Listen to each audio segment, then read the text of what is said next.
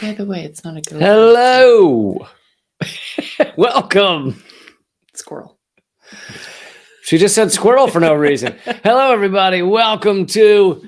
This is Common Censored. Common Censored is also a podcast. You can check this out as a podcast, too. I'm joined by Eleanor Goldfield. Hello. I'm here from the beginning this time. That's right. Last week, you stepped out for the first 10 minutes. But I didn't step out. I hadn't stepped in yet. You stepped not in for the first 10 minutes. That is correct. We will Couldn't talk. find the stage door. It's very complicated here. It's actually through this bookcase. So, hello, everybody. We're going to get into what's been going on in Peru, updates on that. You probably heard me cover it, a couple of months ago, but it continues to develop.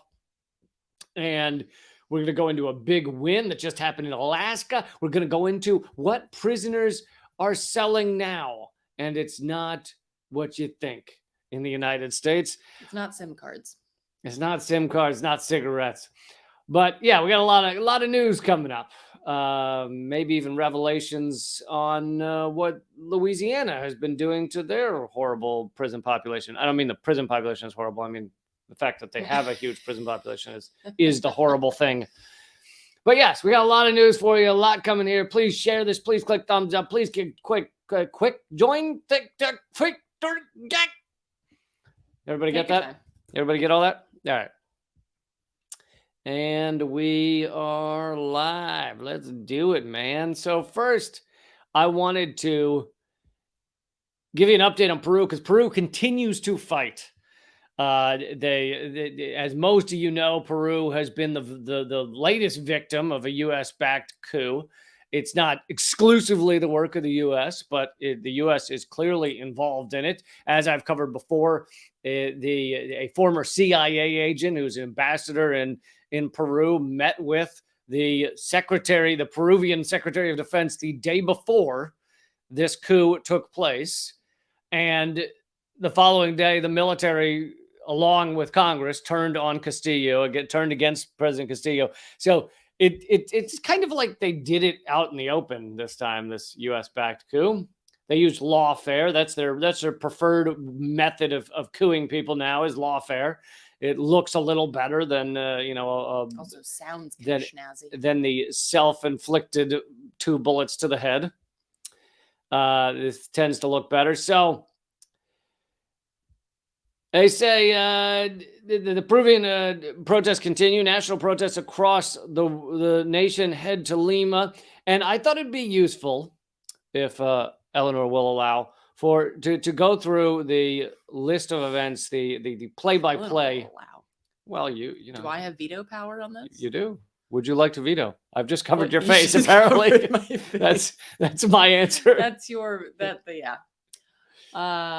No, I will not use my veto power on this. Okay, and everyone wait to see what she does use her veto power on. We have a story coming up soon called Unflattering Photos of Eleanor from when she was a small child. Is that what you'll use your veto power on? Actually, you know what? I wouldn't, because I am proud of what I went through to get here today. And a lot of it has to do with some very unflattering pictures of me as a child. So you know what? You're acting like I don't have any unflattering photos of myself. No, you have lots. But I'm just was saying, a perfectly round child. I wasn't perfectly round. I was imperfectly round. For a while, I thought my parents were giving me a compliment. They kept telling everyone I'm well-rounded. Turns out, no, literally. That was a dad joke. Was it? Yeah. Oh, come on. No, that was a dad joke. It sounds like something my dad would have said about me. Like, Eleanor's so that well-rounded. That sounds way more clever than your dad would have been.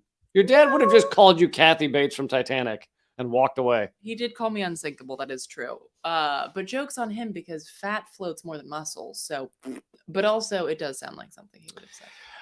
Oh, by the way, I should address this real quick. Someone in the chat has asked whether we're going to comment on the Chinese balloon. But here's the thing. I don't like to be the same as every other show when every show is flipping out about the same goddamn topic. I like to be the show. We talk about being chubby children. Yes, that we spend most of our time about being chubby children. No, but for the actual slated topics, not the bullshit tangents. I like to cover the things that are not being covered on all your mainstream media outlets.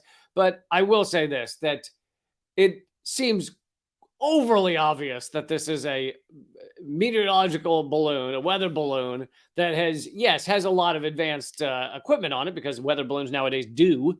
And it's gone off course, because here's the thing. If China wants to spy on the United States, they're going to use fucking satellites like every advanced country is doing. The U.S. is spying on China with satellites. China's spying on the U.S. with satellites. Russia's spying on everyone with satellites. That's how it works now. You don't need a balloon drifting across. It'd be like sending a covered wagon from China across the U.S. Chinese covered wagon has appeared. Yeah, I have no comment because it just feels too ridiculous.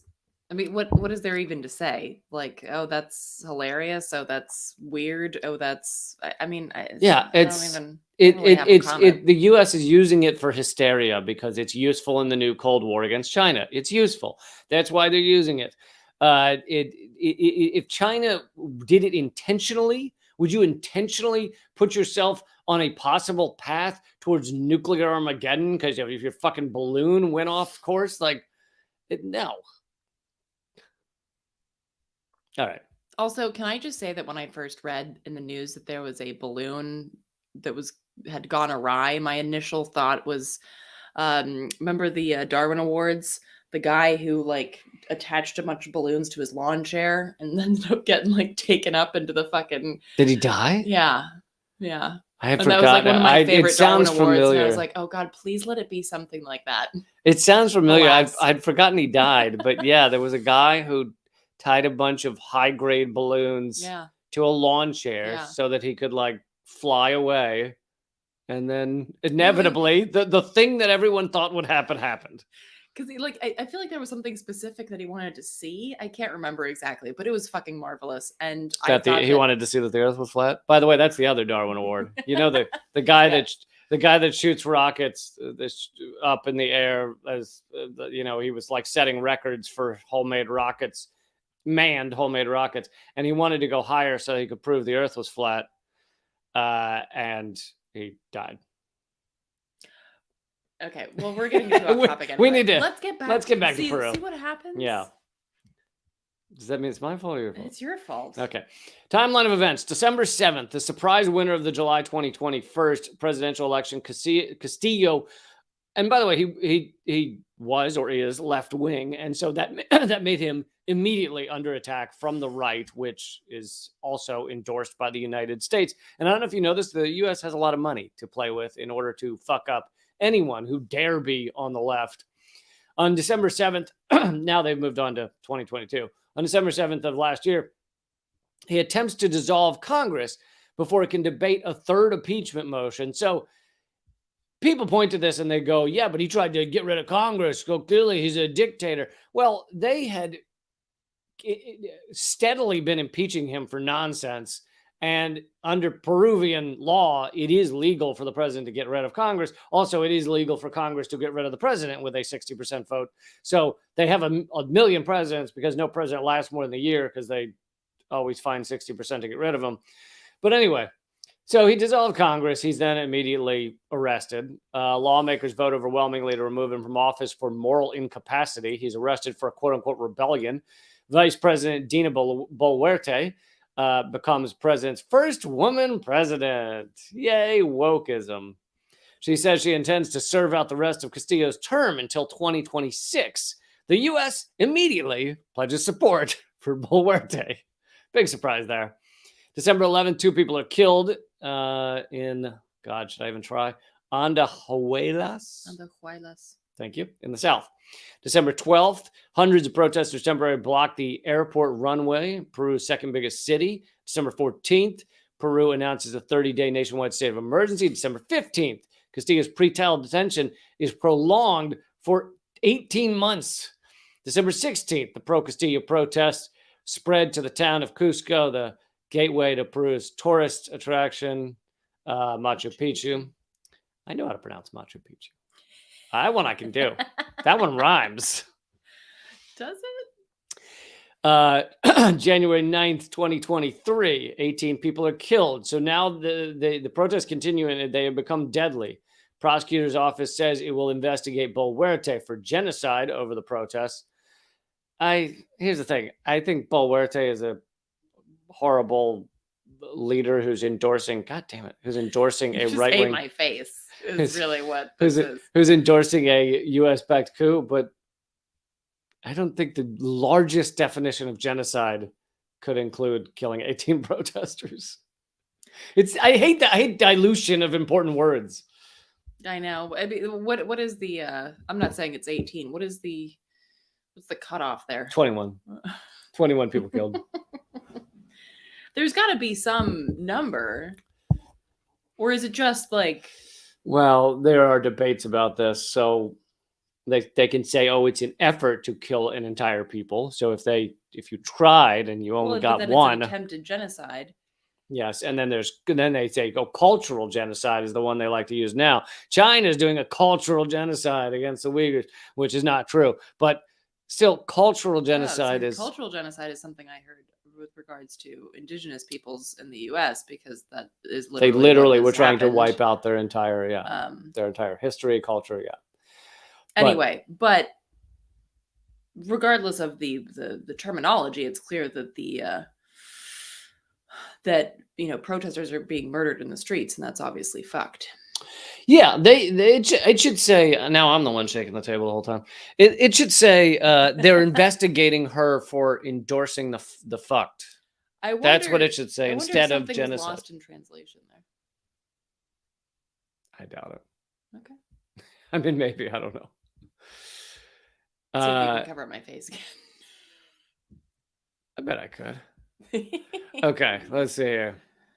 24th, Lima sees its most violent clashes since the start of the clashes continue to be punctuated by thousands to the Capitol, anti-government rally. By the way, you would never see any of this in the United States. We don't actually stand up and fight back. January 26th, the government says police and soldiers will dismantle roadblocks erected by protesters on the nation highways. January 28th, Congress rejects a request by Boluarte to advance elections to December of this year. So basically, in an effort to try and calm the protests, nationwide protests, the current president said, let's have elections this coming December, and the right-wing Congress said no. January 31st, so this is up to just a few days ago, the Peruvian foreign minister, I love this, led in Washington, D.C. a meeting between Peruvian businessmen and their counterparts from the U.S. Chamber of Commerce. Representatives of multinational companies from mining, finance, technology, and health, among other sectors, attended the event. So they're basically coming together to figure out how to gut Peru and make boatloads of profit from it. So I'm just curious, is this Boluarte, is she so horrifying or not? Because she wanted to bring up the elections, but she's also kind of seemingly chill with people being murdered in the streets. So what I read is that she, although she's of Castillo's party, she made it, which is why she was vice president, she's made it pretty clear even before he was gone that she's had some pretty severe turn to the right and is willing to work with the United States wholeheartedly. Whereas Castillo was at least left enough that he understood that the U.S. empire has destroyed Latin America for mucho years.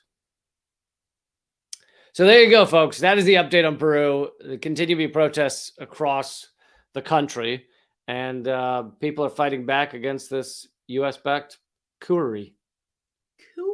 Yep. How do you spell that? With a U. So it's Coupery, and the why is there a P? There's a P in coup. I know, I'm kidding. All right, let's move on to. I agree, Coopery would be better. Coopery. Let's move on to a big win, a huge win for Alaska. Well, the planet in general. The planet in general, although as with all wins, it's not necessarily permanent, but for now, it is a massive win. So Pebble Mine, this has been something, I feel like I first heard about it years ago, which is really how these things work, right? These are fights that take sometimes decades to lose or to win, and in this case, it's a big win for the folks who have been fighting against the Pebble Mine project, and that's predominantly indigenous folks, just like a lot of environmental fights out there. So this would have taken place in Southwest Alaska, and this would have been the largest mine in the world, which among the largest open pit mines in the world, excuse me, for rare earth minerals, which if you've seen images of open pit mines, they're fucking massive. There's not like a small open pit mine. So Simply to the say- term open pit Yeah. tells you not good, not good. It's what we call a descriptive definition. See, they've failed to do the euphemism, like with liquid natural gas. Yeah, exactly. Like they need to come up with some like a breathable Earth gets to breathe mine or something like. So basically, it would have been the one of the largest open pit mines in the world, and the EPA, which this is an interesting point, the EPA has only vetoed the project like this 3 times in the past 30 years. Jesus Christ. The EPA, For whose job is supposedly to protect said environment, has only vetoed 3 in 30 years. That's in case you need it spelled out, folks, the EPA has largely been captured by business interests. So they very rarely stand up for the environment any longer, although that was their stated goal. But as with every regulation coming out of our federal government, they get captured by the corporate industry that they are meant to regulate, and then they are ultimately become meaningless. I mean, you look at the FCC or the SEC. Actually, go watch that documentary, 4-part documentary on Bernie Madoff, if you want to learn how the SEC is really monitoring Wall Street. And yes, Vicky, coup of the EPA. Get it? Coorie. Okay. Not Coopery. That was a callback. I know a callback's I'll explain it later. Thank you. So basically, this decision is based on what the EPA says was there was scientific and technical records dating back more than 2 decades. I did say it's been a while since this thing first reared its ugly head. That show the mine would unacceptably harm the world's largest commercial sockeye salmon fishery and about 24 Alaska Native villages in the region. And this is obviously due to the environmental devastation that mines are that mines create. Do you have any special knowledge on the harm that mining does? Not Eleanor? Specifically rare earth minerals, but yes. No, I meant mining in general. Yes, mining is horrific. And Eleanor is the creator of a multiple award-winning film documentary called Hard Road of Hope that has won more awards than I could count. And actually, if you're in or near Germany, they are having a series of screenings of Hard Road of Hope. So check out Eleanor's Instagram to find out if you can attend one of those, because Germany is front and center of the mine battle right now. So. Yeah, Germany is actually, if you look at European, what do you call it in English? Creme brulee. Emissions. Oh. If you look at European emissions, the Germany is actually keeper of the largest emissions from coal in the entire European Union. So congrats, congraties. And they just recently signed a deal with Qatar for a bunch of fracked gas. And so the issue of fracking and of coal mining is very central in Germany right now. And of course it is in West Virginia. So I feel like this is a really beautiful time to bring together these issues across borders, because of course capitalists don't give a shit about borders, so why should we? Unless it's, to keep the proles in place.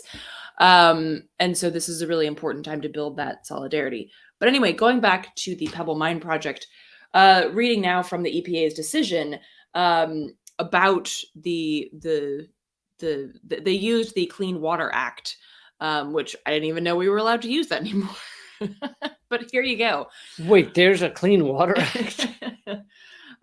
Basically, to limit the use of certain waters in the Bristol Bay watershed as disposal sites for certain discharges of dredged or fill material associated with development of a mine. So basically what all of that fucking jargon means is that they would be releasing toxic fucking chemicals into Bristol Bay. And I don't know, I guess the EPA thought that, wow, maybe that would fuck some shit up. Like, not just salmon, But what's impressive but is like entire ecosystems. what's impressive is the EPA cared. That's my point. This is so and the EPA even said, wow, that's remarkable. This is the EPA trying to tell their overlords, look, we're not going to do this that much.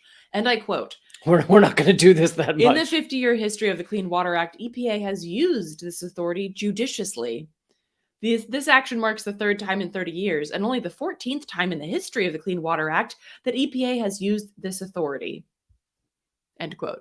They're basically saying, like, look, guys, that is amazing. We just did this thing here because it's so fucked up, but we're not gonna like do it often or anything. That is amazing that they were willing to like admit, and almost as if they're bragging, like, listen, we don't ever do our job, but just to let you know, we did it this time and it won't happen again soon. I mean, 3 times in 30 years, next time will be 10 years from now. Please don't have us offed. Yeah.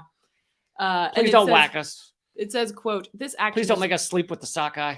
This action does not apply to any other resource development projects in the state of Alaska. We're not coming for any other mine project. And then, of course, and I saw that somebody wrote in the comment section, wow, this makes me suspicious. You have every right to be suspicious. But here's the thing. The sockeye salmon, the Bristol Bay watershed produces approximately half of the world's sockeye salmon, generating an estimated $2.2 billion in 2019 alone. There's some money there. So this is a capitalist issue. There's some money. I would like to wager, even though I'm not a betting woman, I would like to wager, however, that if the salmon weren't pulling their weight in the capitalist market, they'd be fucking fish food. God. Did you have to do that? They'd be fucked. And the Pebble Mine project would be moving forward. So you're saying if this was a rare pheasant that lived there and there were only 3 left and they lived there, you're saying that the EPA probably would not have taken. The sun would be setting on those pheasants. That's what I'm saying. Yeah. I like that the EPA tries to make it sound like they give a shit about indigenous rights too. They're like, home to 25 Alaska Native villages and communities. Like, you don't fucking give a shit. Like, you have never cared about the rights of indigenous peoples. So don't give me this, it's the Alaska Native villages. It is clearly the $2.2 billion industry and not much else. By the way, and I didn't actually read the article, this New York Times article, so I can't speak to any propaganda that may be within it. But this time, the EPA blocks long disputed mine project in Alaska, and you'd think it'd be pretty easy to show a photo of the horrific damage that mining does, just in general. Mm-hmm. Here's the one photo of mining in the New York Times, which kind of looks nice, and you got sunshine. You got a real rugged guy. Well, it kind of looks like a submission to like a photography contest. Yeah. Well, what I did here was I was really exploring the contrasts of, right. That's what it looks like. Another good point. The propaganda of journalism goes for photojournalism too. Right. And so there's people are saying that this is going to go to court, but it's unlikely that the Pebble Limited Partnership will get anywhere, because this is pretty This is pretty like Sealed shut. Sealed shut. Thank you. I was trying to say locked tight, but that didn't feel right. This is pretty sealed because of the Clean Water Act and this because is of the pretty EPA. locked down, concretified. It's bungee corded down with Silence of the Lambs mask tied and Houdini chains Velcro. and Velcro. Got Got it. Which goes to show you, like, if the EPA were to use its power more often, then there would be way less that people could do in court to fight their decisions because of the power that they could wield, which they themselves have said that they're not going to wield. So basically, this is fantastic news, but it is also a reminder that we have to really push for this shit because, again, if it weren't for that $2.2 billion industry, I doubt the EPA would have given a flying fuck. Well, the multi-billion-dollar industry and the activists who called everyone's attention to that industry, to the sockeye, to the reality of the situation. So, those activists that have been standing up for years now, fighting this thing for years, they deserve the credit, really. As always, yes. All right, let's get to, and I know this is your favorite story. This is a new update on what's being done in U.S. prisons. We've talked about U.S. prisons before. They're uniquely horrific. The reality in U.S. prisons is covered on mainstream media almost never. I just looked up the more current numbers. I've often talked about how the U.S. is the largest prison state in the world, but in the past couple of years, I think roughly 2 to 3 years, we have decreased. We've released something like 400,000 prisoners, and we're now the 6th largest per capita, I think, and the 2nd largest per sheer number. And so that doesn't fit on one of those foam fingers. I could get one. I could get one made. A 6? Yeah. It's a 6 finger. Yeah, perfect. Nailed it. Got it. So we released 400,000 prisoners, which they should have been released. All nonviolent, all served plenty of time. Was this because of the pandemic? Or I think a certain percentage was connected to the pandemic, the overcrowding connected to the pandemic, but I think for other reasons as well. There's been some changes in the drug laws, changes in various states in marijuana laws, things like that. But so we released 400,000 prisoners, and that just brought us down to the 2nd most in the world. Like, that's how large the U.S. prison state is. And I don't even know if actually 2nd is correct. We might actually be 1st because we claim the 1st is China, and it's quite possible we're just fucking lying because we make up most. Who are getting those? Who's in charge of? We make up most of those numbers, but also China has 3 times the number of people we do. So wait, no, way more than 3 times. Sorry, 4.5, 5 times as many people as we do. I don't do the math, so you just you're on your own. That's why I didn't call on you. So anyway, the idea that we're still the biggest prison state in that regard. China has way more people, and so even if they have more people in prison, that would make sense. But anyway, we have this uniquely horrific prison state, and here's a fun new update on something in our prison state. Oh wait, I thought okay. It's not okay? I thought you were going to do yours first. No, this is yours. Oh, okay. Oh, mine about comb your hair. All right, we can because these 2 stories are connected in terms of the horrificness of them. I believe it's horrificity. Louisiana has been deliberately, again, this is New York Times propaganda. They're trying to lighten it a little. Deliberately indifferent. No, they've deliberately been keeping, get rid of the word fucking indifferent. They've been deliberately keeping inmates past release dates, the Justice Department has just said. Meaning Louisiana, which, by the way, is, I think, the most terrible in terms of percentages of human beings. Louisiana doesn't have that many people compared to like California, but in terms of per capita, conditions.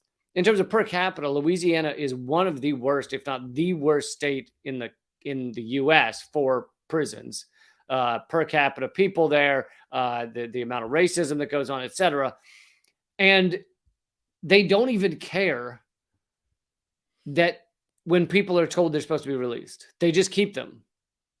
And this serves multiple purposes. One is there's prison labor, which is essentially slavery that they can use them for. Another is that if there's one state that likely has, I haven't looked it up, but likely has the contracts with private prisons saying they have to have a certain number of people in there, then they don't want to get the fines that are involved. They'll owe millions of dollars if they don't have enough people in the prisons. So instead, they just keep people in there. But yeah, it's. I mean, I guess it's not surprising. I mean, essentially, our prison system is designed. It's not designed to rehabilitate people and get them back into society. It's designed to throw them away as human beings.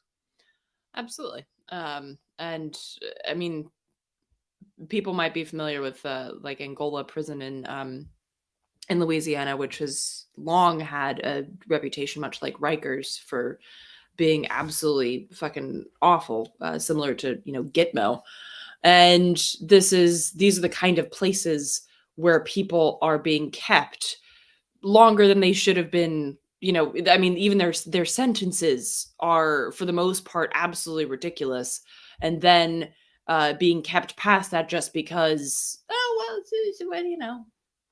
who gives a shit? These people aren't people. Yeah, they're non-humans. So it doesn't matter, which is of course the concept that this country was founded on. Of course, I said of course a lot. I think it's because I'm like, my brain goes faster than my mouth, and so my mouth tries to keep up by just throwing extra words out there, and so I say shit like of course far more often than I need to. Of course you do.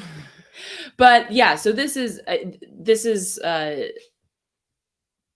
indicative of that system that goes back to genocide and slavery, the founding of this nation. And this is, of course. Now you're gonna. Okay, now every time you say, every time I say, of course, I owe you $1. Punch my in the face. So, and this is, now I lost my train of thought. Of course you do. This is indicative of something. Of that system that's founded on genocide and slavery. And you can just look at the makeup of prisons. Non-white populations, predominantly Black, Hispanic. Predominantly poor.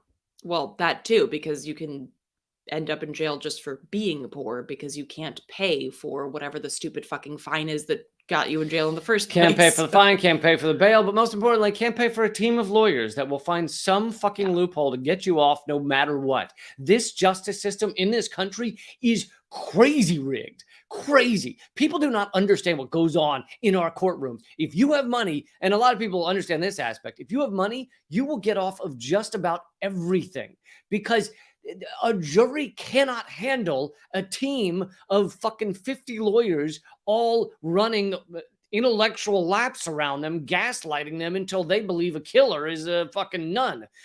So it's if you don't have that money, then every one of these little procedural things, every appeal and everything, none of it will happen correctly if it happens at all. And so our justice system is a money justice system, similar to our democracy. We have a democracy that is completely rigged by money. And we have a justice system that is completely rigged by money. And if you don't have that money, then you will end up in prison. If anything is brought up, if the police arrest you for anything, you will get stuck in prison. Yeah, and so many places still have cash bail systems, and so you could just be stuck in jail because you can't put up the bail that's required to get out of jail. 2 countries have cash bail systems. All other countries, there's some with like a slight amalgamation or a slight nuanced kind of thing, but for the most part, U.S. and Philippines are the only ones that allow you to, or really force you to stay in prison because you can't afford to get out. Because justice. Because #justice. So in that same storyline, let's get to another update on the amazing U.S. prison system. This is not The Onion, by the way. I feel like I should preface that with almost every story we cover these days. A lot of our stories seem onion-esque, which I used to work for, so I should know. I should know. So, read it for yourselves. For those who aren't watching this and are listening and are just on pins and needles wondering what fucked up thing I'm about to share now, I quote, "An inhumane proposed Massachusetts bill would allow prisoners to trade organs for reduced sentences." And I don't think they mean musical instruments. Well, that'd be pretty fucking cool. Were they like whittling in there? No, literally, prisoners. This bill hasn't been passed. It's been brought forward as a potential, and anywhere from 60 days to 365 days if the individual donates bone marrow or organs. I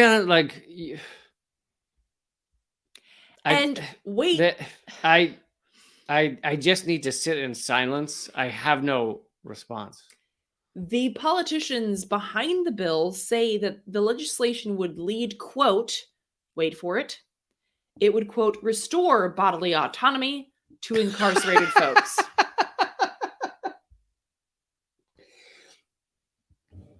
I feel like, you know what, like as a woman, and the topic of bodily autonomy is very important to me. I feel like what's standing between me and the true nirvana of bodily autonomy is my ability to trade my liver for 2 months for a pack of time cigarettes. off. Pack of cigarettes. I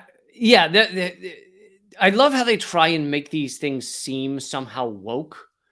Like, it wouldn't surprise me if they put something in the bill where it's like, and black prisoners who give away their organs get double time off. Well, and of course, this is, as I mentioned, being the fact being that the majority of incarcerated folks are non-white. Someone brought up the point, and I like the way that they phrased this, such a nice way of phrasing it, quote, "It could be perceived as harvesting organs from black people to give to others, which could be a question of exploitation." It's kind of like how Louisiana was indifferent to whether people should be allowed to leave the prisons.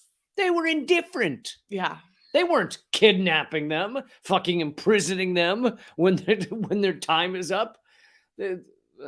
So, I mean, there's could be perceived. There's just all of the things. Can you please read that again? Yes. It could be perceived as harvesting organs from black people to give to others, which could be a question of exploitation. Could be. Again, can everyone just let that sit? Just stop and think about that for a second. Jesus. So, yeah.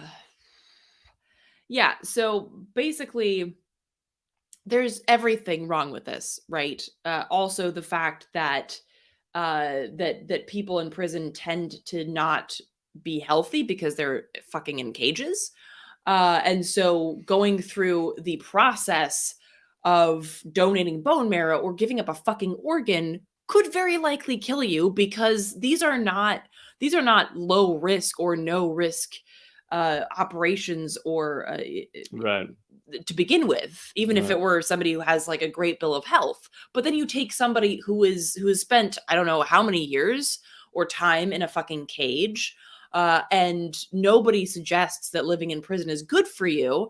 And so then you push these people to go under the knife so that they can get out of these cages earlier, and there's not going to be any repercussions to their health. Not to mention, what are the organs that you're harvesting looking like? I mean, are like, would this even be, just to be a fucking morbid asshole for a second, are you even getting good organs, or are you just stealing organs from incarcerated folks because you have nothing better to do on a fucking Tuesday?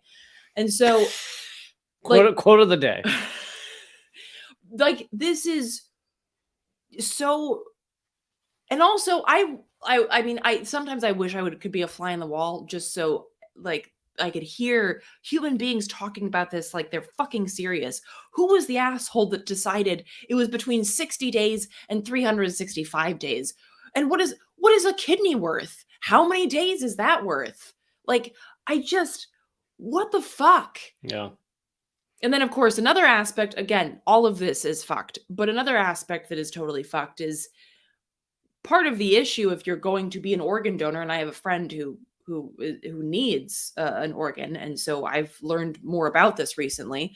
There has to be a long process of making sure that people have the right medical history, making sure that that everyone's transparent about what's expected, what could happen, which I don't know. I feel like nobody ever tells the truth to incarcerated folks. Everyone, I Right. mean, so the idea that they get to sit down with a doctor who would be totally honest and forthright with them. The U.S. has a history of doing medical tests on incarcerated folks against their will or lying to them about what's happening. Of course, the Tuskegee syphilis testing, the MK Ultra. It's horrific what's done to the people in our prisons against their will. And as you mentioned, they don't get good health care there to begin with. John Kiriakou, the former CIA officer who's now very anti-CIA, but he spent time in prison for revealing our torture program, the existence of the U.S. torture program. And he said that while he was in there, he had a lot of tooth pain and he went to the prison dentist. And the prison dentist looked in his mouth and said, "Oh, wow, you clearly come from some money because you have fillings and things, like your teeth have been looked after." He goes, "Well, in that case, I'll fill this cavity." He goes, "Normally what we do is we just take the tooth out because these are prisoners. They don't matter. They haven't had good dental work maybe previously in their life. So fuck it. Just not rip the teeth out." Like, it's inhumane, insanity, and it's yet again just how a system works where everything is about profit. There is no care for humanity. It is a spiritual void that just complete vacant dark abyss in the spiritual center of this society. Wow, powerfully put. Okay. I was just going to say that there is, because of our fucked up healthcare system, there is a crisis in this country with regards to transplants. There are over 100,000 people waiting for a transplant. 17 people a day in the U.S. die on the waiting list. So there is a dire shortage of organs. This is not how you address that shortage. Yeah.